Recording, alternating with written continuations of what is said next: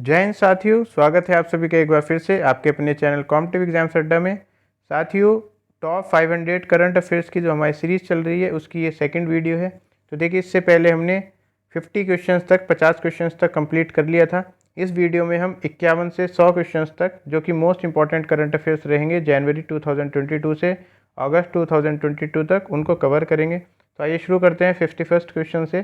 तो 51st question जो है 51वां क्वेश्चन है कि हाल ही में किस टाइगर रिजर्व ने TX2 पुरस्कार जीता है। तो देखिए, इसको T/2 भी कहा जाता है, TX2 भी इसको कहा जाता है। तो देखिए, ये जो पुरस्कार जीता है ये जीता गया सत्यमंगलम टाइगर रिजर्व द्वारा। तो देखिए, ये पहला अवार्ड नहीं है जो सत्यमंगलम टाइगर रिजर्व को मिला है। इससे पहले भी देखिए हर साल अवार्ड्स मिलते हैं। तो इससे पहले जो पीलीभीत टाइगर रिजर्व है उसको 2020 मतलब जैसे कि सत्यमंगलम को 2021 का मिला है और मिलता है अगले साल 2022 में मिला है ये। तो इसलिए अभी जो आप याद रखेंगे, अगर रिसेंटली इस तरीके का क्वेश्चन पूछा जाता है तो उसमें आप सत्यमंगलम टाइगर रिजर्व ही करेंगे। आपकी नॉलेज के लिए मैं बता रहा था कि ये पहली बार नहीं है, पहले भी जो है इंडियन जो टाइगर रिजर्व्स हैं उनको ये अवार्ड मिल चुका है। तो देखिए, TX2 अवार्ड बेसिकली क्या होता है, इसमें टाइगर की जो बेसिकली पॉपुलेशन होती है उसको डबल कर दिया जाता है किसी भी टाइगर रिजर्व द्वारा। मतलब उसमें टाइगर की जो पॉपुलेशन है वो डबल हो जाती है। तो इस तरीके से आप इसको याद रख सकते हैं। और देखिए, 2021 का सत्यमंगलम टाइगर रिजर्व के साथ साथ बारडिया नेशनल पार्क जो कि नेपाल में स्थित है, तो उसको भी मिला है। इसको देखिए, बताने का मेरा जो मकसद है, जो पर्पज़ है, वो ये है कि आपको जो है थोड़ी एडिशनल नॉलेज मिल जाए, जिससे कि एक थोड़ा सा ओवरव्यू आपके लिए बन जाए। इसके बाद चलते हैं दूसरे क्वेश्चन पे। तो देखिए, ये जो है ना सत्यमंगलम टाइगर रिजर्व, इसकी एक चीज़ आपको और याद रखने की, ये कहाँ पे स्थित है। तो इनडायरेक्टली क्वेश्चन पूछा जा सकता है, अभी न्यूज़ में रहा है TX2 अवार्ड मिला है, तो ये पूछा जा सकता है कहाँ पे है। तो इरोड जिला तमिलनाडु में ये स्थित है। 2010 के से बाघों की संख्या दोगुनी होकर 80 होने के बाद जो है इसको TX2 पुरस्कार दिया गया है। तो आप इसको याद रखेंगे। 52 क्वेश्चन है कि आंध्र प्रदेश सरकार ने राज्य में निम्न में कितने नए जिलों के गठन की मंजूरी दी है। तो देखिए, क्वेश्चन ऐसे ही पूछा जा सकता है कि 13 नए जिलों की मंजूरी देने वाला ऐसा कौन सा राज्य है। तो ये है आंध्र प्रदेश, इसको आप याद रखेंगे। और देखिए, इसके बाद राज्य के जिलों की संख्या जो है 26 हो गई है। कौन सा देश 2022 शीतकालीन ओलंपिक्स का मेज़बान है। तो देखिए, ये जो शीतकालीन ओलंपिक्स का मेज़बान है बेसिकली ये है चीन। तो चीन ने जो है मेज़बानी की है शीतकालीन ओलंपिक्स की, और ये बीजिंग में हुआ है। तो देखिए, बीजिंग पहला शहर बन गया जिसने शीतकालीन मतलब winter Olympics plus summer Olympics दोनों की मेज़बानी की है। पहला ऐसा सिटी बन गया है बीजिंग, और पहला ऐसा देश बन गया है चीन। तो देखिए, बीजिंग जो है चीन में है, तो इसलिए पहला देश भी चीन बन गया है। तो इसको आप याद रखेंगे। यहाँ पे जो है 24वें शीतकालीन ओलंपिक्स की क्या हुई है, मेज़बानी की है। और समर और विंटर दोनों ओलंपिक्स की मेज़बानी करने वाला पहला शहर बीजिंग बन गया है। भारत सरकार के मुख्य आर्थिक सलाहकार कौन नियुक्त किए गए हैं। तो देखिए, जो चीफ इकोनॉमिक एडवाइज़र नियुक्त किए गए हैं भारत सरकार के, वो कौन है, डॉक्टर वेंकटमण अनंत नागेश्वरन। तो इसको आप याद रखेंगे, वेंकट रमन अनंत नागेश्वरन को आप याद रखेंगे। इसके बाद में देखिए, हाल ही में वायुसेना की झांकी का हिस्सा बनने वाली दूसरी महिला लड़ाकू विमान पायलट कौन थी। तो देखिए, ये जो है ये सेकंड वीमेन फाइटर पायलट बनी है एयरफोर्स टेबुलिया की। तो इसका मतलब होता है झांकी, जो झांकी निकाली जाती है उसकी जो बेसिकली झांकी जो निकाली है 26 अगस्त पे ये झांकी निकाली गई है। तो इन्होंने जो झांकी निकाली है बेसिकली 26 अगस्त मुझसे बोला गया, 26 अगस्त नहीं, जो 26 जनवरी को हमारा रिपब्लिक डे होता है वहाँ पे उस झांकी में ये सेकंड वुमेन फाइटर पायलट बनी है, दूसरे नंबर की वुमेन फाइटर पायलट जिन्होंने बेसिकली क्या किया है, उसमें नेतृत्व किया है या उसमें पार्ट रही हैं ये एयरफोर्स की झांकी में। तो देखिए, पहली कौन रही हैं, पहली जो रही हैं वो रही हैं भावना कंठ। तो जो पहली रही हैं इसको आप थोड़ा सा याद रखेंगे। इस क्वेश्चन का आंसर तो देखिए शिवांगी सिंह रहेगा, लेकिन मैं आपको बता रहा हूँ कि पहली झांकी का जो पार्ट रही थी वो भावना कंठ रही थी, दूसरी झांकी का जो पार्ट रही हैं वो शिवांगी सिंह रही हैं। अब देखिए, शिवांगी सिंह के बारे में मैं आपको बता दूं कि शिवांगी सिंह जो हैं वो पहली महिला राफेल लड़ाकू विमान पायलट हैं। पहली महिला, अगर राफेल लड़ाकू विमान की बात करें तो ये पहली महिला हैं पायलट जिन्होंने क्या किया है, राफेल लड़ाकू विमान को क्या किया, उड़ाया है। तो आप इसको भी थोड़ा सा याद रखेंगे। अगर झांकी की बात करें तो ये दूसरे नंबर की है। इनसे पहले जो है भावना कंठ है। तो देखिए पिछले साल फ्लाइट लेफ्टिनेंट भावना कंठ वायुसेना की झांकी का हिस्सा बनने वाली देश की पहली महिला लड़ाकू पायलट थी। तो इसको आप याद रखेंगे। 56 क्वेश्चन है, हाल ही में ऑस्ट्रेलियन ओपन का महिला एकल का खिताब किसने जीता है?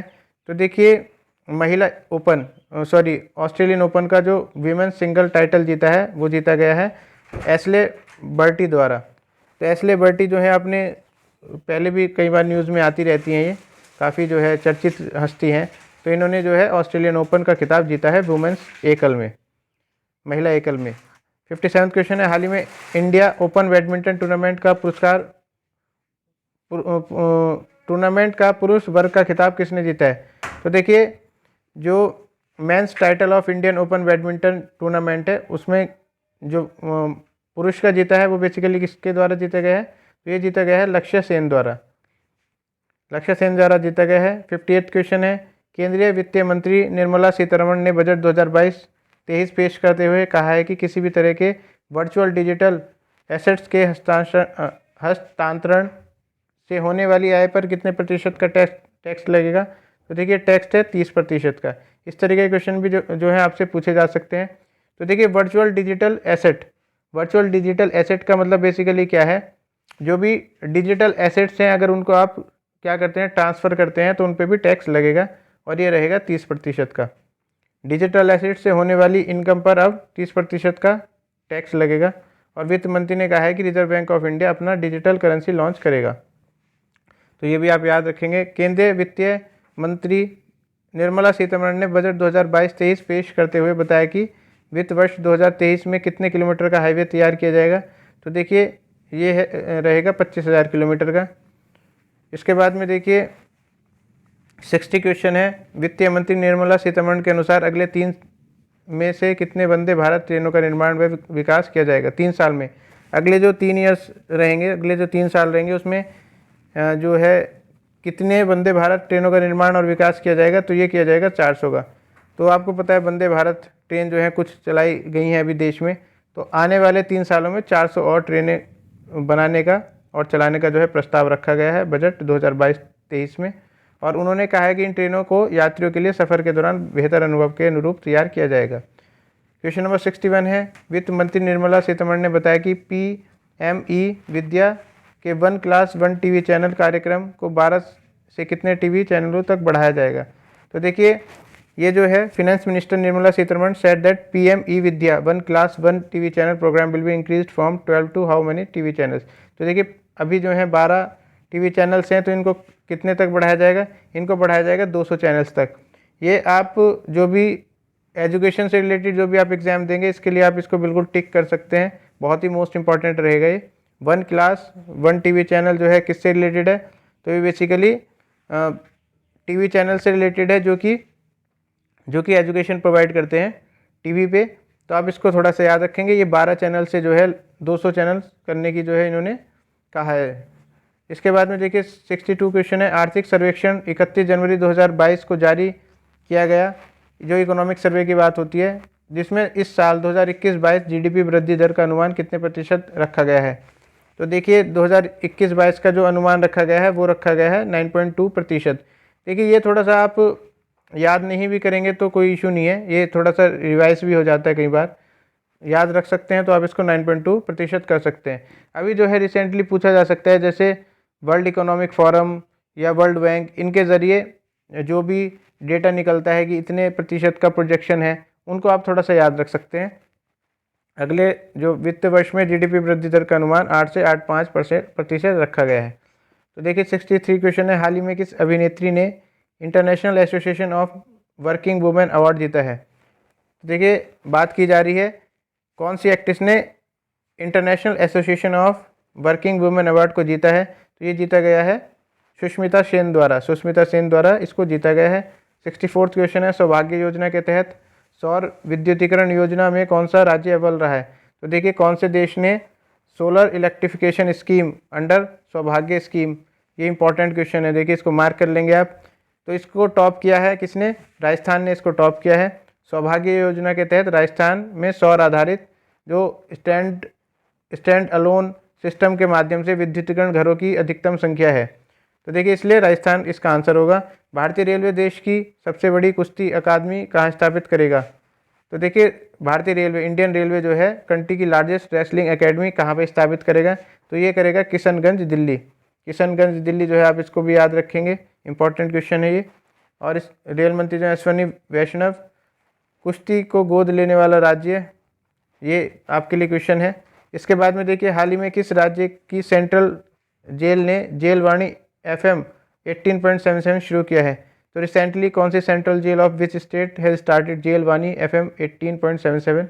ये जो इस तरीके के नाम है ना, एग्जामिनर को काफ़ी फैसिनेट करते हैं, जेलवानी, ये सारी चीज़ें, तो थोड़ा सा आप इसको याद रख सकते हैं। ये मध्य प्रदेश ने किया है। मध्य प्रदेश के इंदौर की सेंट्रल जेल में अपना रेडियो चैनल जेलवाणी FM 18.77 शुरू किया गया है। इस रेडियो चैनल के माध्यम से जेल के बंद कैदियों को दुनिया में हो रही घटनाओं के बारे में बताया जाएगा। 67वां क्वेश्चन है, Tom traffic index ranking 2021, Mumbai दुनिया का कौन सा सबसे भीड़भाड़ वाला शहर है? तो देखिए ये टॉम ट्रैफिक इंडेक्स रैंकिंग जो है, इसके ज़रिए जो बताया गया है मुंबई को कि most congested city in the world, कौन सा नंबर है मुंबई का? तो ये जो नंबर रहेगा ये है 5वां नंबर। इस्तांबुल तुर्की को रैंकिंग के अनुसार दुनिया का सबसे भीड़भाड़ वाला शहर घोषित किया गया है। तो देखिए थोड़ा सा याद रखेंगे, टॉम ट्रैफिक इंडेक्स में 5वां स्थान रहा है मुंबई का, और इतना ही आपको याद रखना है, इससे ज़्यादा आप नहीं याद रखेंगे। विश्व यूनानी दिवस कब मनाया जाता है? तो व्हेन इज वर्ल्ड यूनानी डे सेलिब्रेटेड? तो यह है 11 फरवरी, और हर साल 11 फरवरी को एक प्रसिद्ध भारतीय यूनानी चिकित्सक हकीम अजमल खां की जयंती पर मनाया जाता है। 69वां क्वेश्चन है, भारतीय रिजर्व बैंक ने ई-रूपी वाउचर की सीमा 10,000 से बढ़ाकर कितने कर दी गई है? तो देखिए reserve bank of India has increase the limit of e RUPI vouchers from ₹10,000 to how much? तो 10,000 से बढ़ाकर जो कर दी गई है वो कर दी गई है 1 लाख रुपए तक।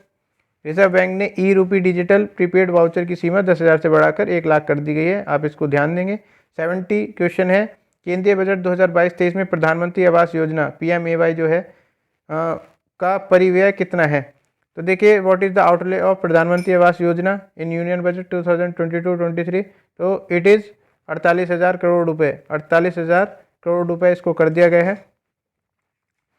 और इसको जो इसमें जो है क्या है, 80 लाख घरों को पूरा करने के लिए 48,000 करोड़ रुपए को आवंटित किया गया है। तो आप थोड़ा सा इसको भी याद रख सकते हैं। PM गति शक्ति राष्ट्रीय मास्टर प्लान, PM गति शक्ति नेशनल मास्टर प्लान का मुख्य उद्देश्य क्या है, मेन ऑब्जेक्टिव क्या है? तो एक इंपॉर्टेंट क्वेश्चन है, बुनियादी ढांचा विकसित करना है। तो देखिए गति शक्ति जो है, इसको शक्ति बेसिकली आप क्या है इंफ्रास्ट्रक्चर से ले सकते हैं, उसको गति देनी है, उसको क्या करना है हमें, एक तरीके से उसको जो है स्पीड हमें प्रोवाइड करानी है। तो ये जो रिलेटेड है, ये रिलेटेड है बुनियादी ढांचा विकास से। जो भी हमारा बेसिक इंफ्रास्ट्रक्चर है उसको हमें क्या करना है, उसको डेवलप करना है, उसकी प्रोग्रेस करनी है। गति शक्ति एक डिजिटल प्लेटफॉर्म है जो बुनियादी ढांचा सुधार परियोजना के कार्यान्वयन के लिए 16 मंत्रालयों को एक साथ लाएगा। तो देखिए 16 ministries will come together and do work for the development of infrastructure. इसके बाद में देखिए हाल ही में कितने, जो 72 क्वेश्चन है, हाल ही में कितने तंबाकू छोड़ो ऐप लॉन्च किया है, किसने किया है बेसिकली? तो recently has launched quit tobacco app, तो ये किया है WHO ने। आप समझ सकते हैं WHO ही इस तरीके के विश्व स्वास्थ्य संगठन ने इसको लॉन्च किया है। तो देखिए विश्व स्वास्थ्य संगठन वर्ल्ड हेल्थ ऑर्गेनाइजेशन दक्षिण पूर्वी एशिया क्षेत्र ने तंबाकू छोड़ो ऐप लॉन्च किया है। यह एप्लीकेशन लोगों को धूम्रपान रहित और अन्य उत्पादों सहित सभी रूप से तंबाकू को छोड़ने में मदद करता है। अब देखिए इसका जो मुख्यालय है विश्व स्वास्थ्य संगठन का, WHO हेल्थ ऑर्गेनाइजेशन का, वो जिनेवा स्विट्जरलैंड में है। इसकी स्थापना 7 अप्रैल 1948 को हुई थी। आप इसको थोड़ा मोटा याद रख सकते हैं। विश्व स्वास्थ्य संगठन के महानिदेशक जो हैं वो है टेड्रोस एडनोम, तो इसको आप थोड़ा सा याद रख सकते हैं। देखिए इसमें जो इम्पोर्टेंट है वो ये है कि महानिदेशक पूछे जा सकते हैं, टेड्रोस एडनोम को आप याद रख सकते हैं। ऑपरेशन नन्हे फरिश्ते के सुरक्षा बल द्वारा चलाया गया है। तो देखिए नन्हे फरिश्ते जो है किस सिक्योरिटी फोर्स द्वारा चलाया गया, एक इंपॉर्टेंट क्वेश्चन है ये, इस तरीके के क्वेश्चन जो है पूछे जा सकते हैं।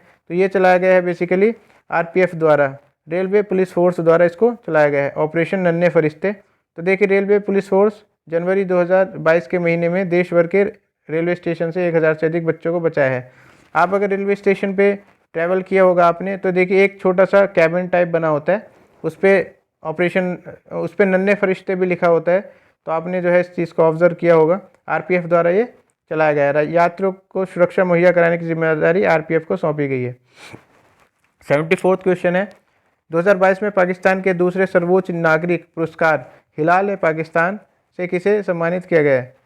तो इससे देखिए किसे सम्मानित किया गया है। ये पाकिस्तान का सेकंड हाईएस्ट सिविलियन अवार्ड है।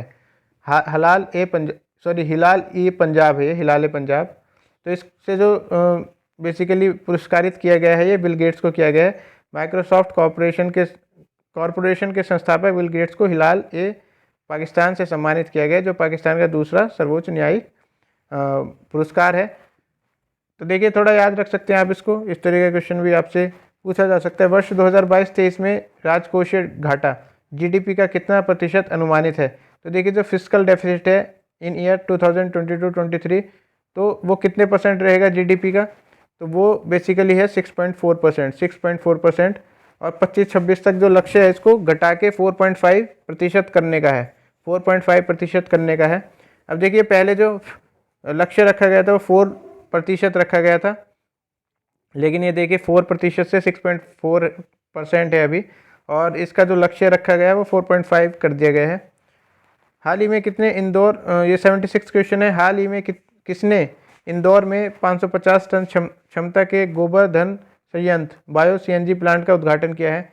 तो देखिए who has recently inaugurated the 550 ton capacity Govardhan plant in Indore? तो ये किया है प्रधानमंत्री नरेंद्र मोदी ने। अगर देखिए आपको ऑप्शन नहीं आ रहा है कोई, तो मोस्टली जो उद्घाटन वगैरह जो है बड़ी चीज़ों के उद्घाटन को प्रधानमंत्री नरेंद्र मोदी ही करते हैं, तो आप इस तरीके से भी थोड़ा सा गैस वर्क कर सकते हैं। और ज़रूरी नहीं कि ये हर जगह पे चलेगा, लेकिन हाँ 90% ये ट्रिक जो है आपकी काम कर जाएगी। तो प्रधानमंत्री नरेंद्र मोदी ने वीडियो कॉन्फ्रेंसिंग के माध्यम से इंदौर के 550 टन क्षमता वाले गोवर्धन बायो सीएनजी प्लांट का उद्घाटन किया है। एशिया का सबसे बड़ा बायो सीएनजी प्लांट है, तो ये भी इसलिए भी इम्पोर्टेंट हो जाता है।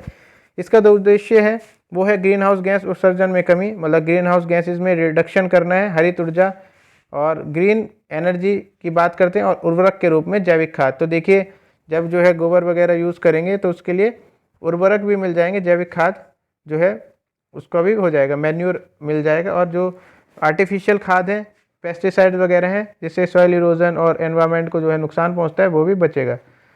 77वां क्वेश्चन है, विश्व आर्द्र भूमि दिवस वर्ल्ड वेटलैंड डे निम्न में से किस दिन मनाया जाता है? तो देखिए ये मनाया जाता है 2 फरवरी को।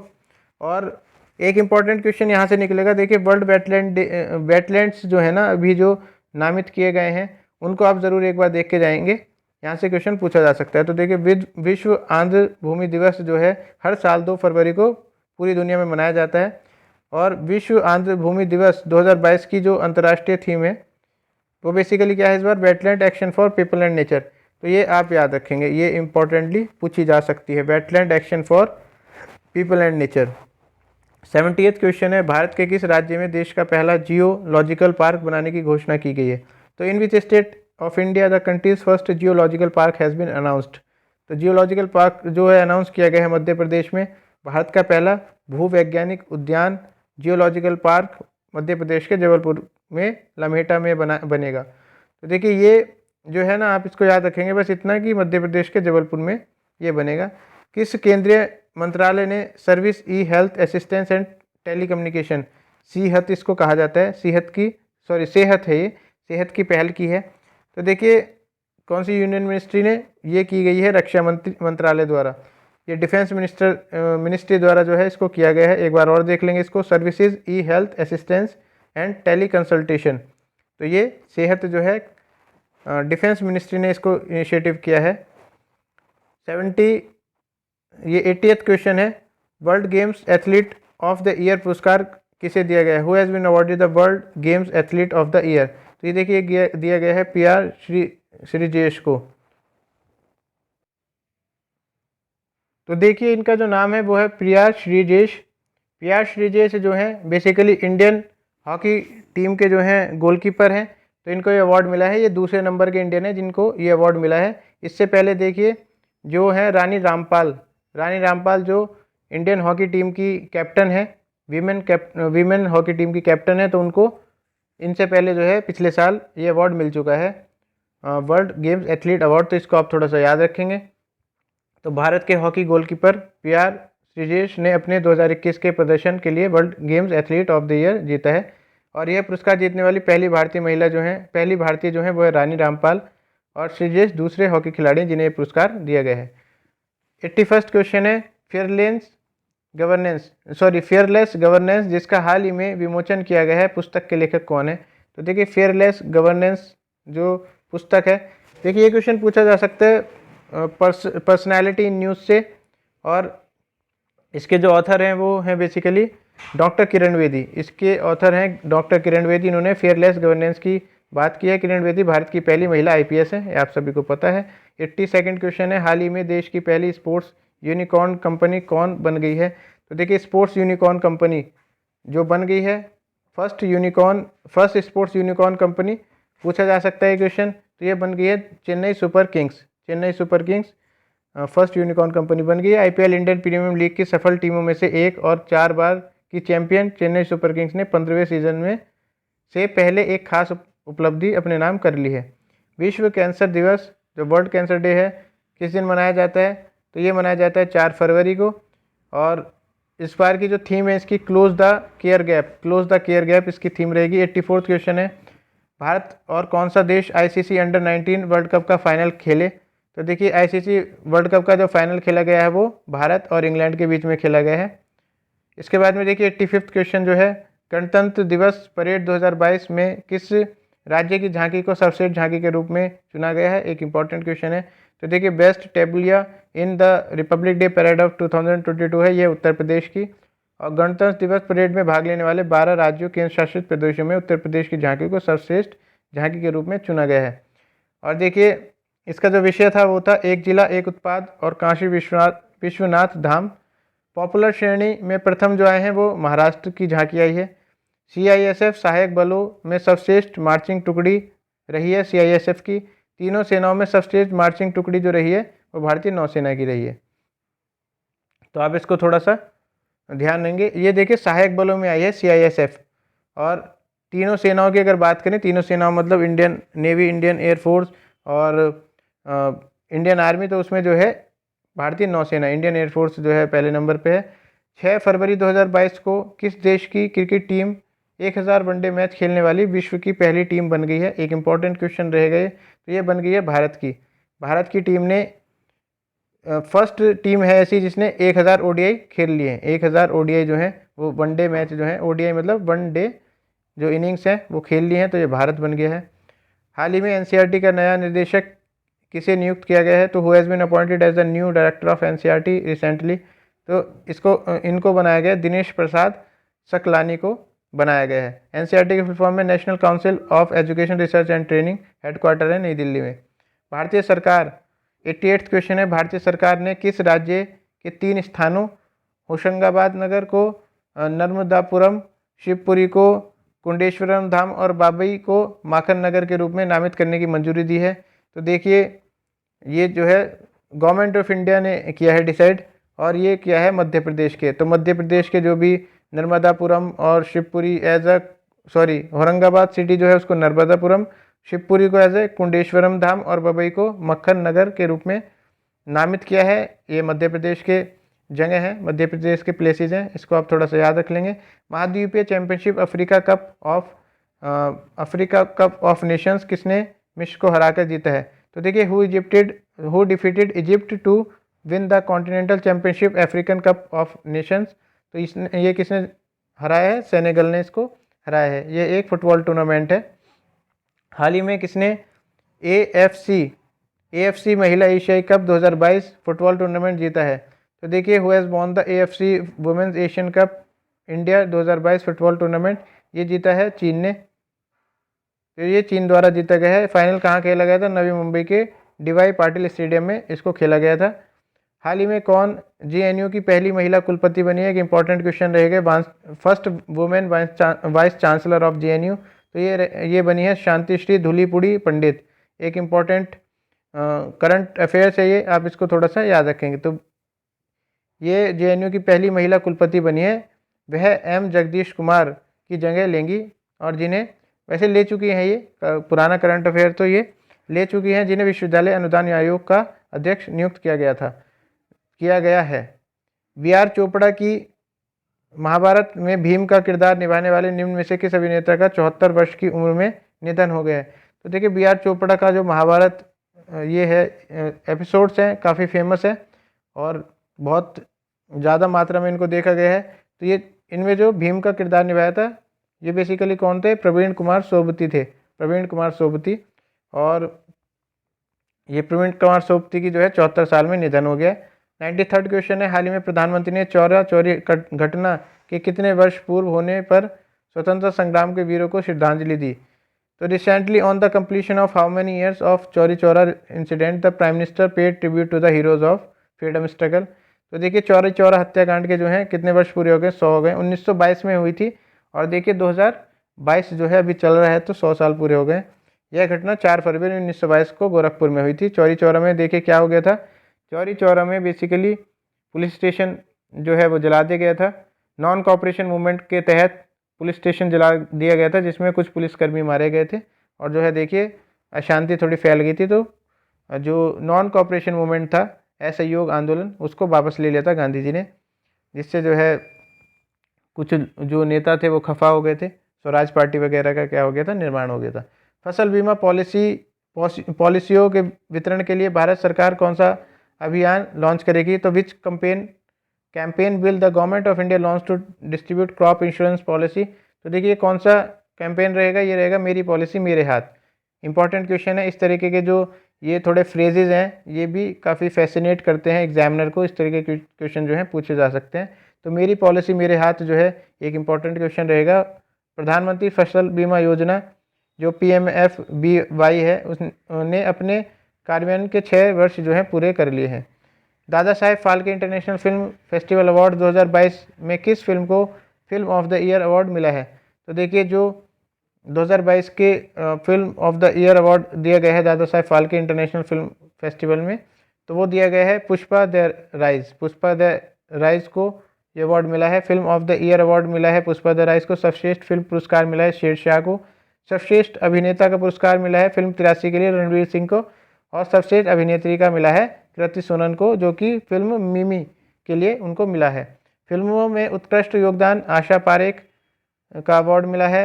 सॉरी, ये जो कैटेगरी है उत्कृष्ट योगदान वाला, इसमें आशा पारेख को मिला है। क्रिटिक्स बेस्ट एक्टर अवार्ड में सिद्धार्थ मल्होत्रा को मिला है और जो क्रिटिक्स बेस्ट एक्ट्रेस में कियारा आडवाणी को मिला है। तो ये आप थोड़ा सा याद रख लेंगे।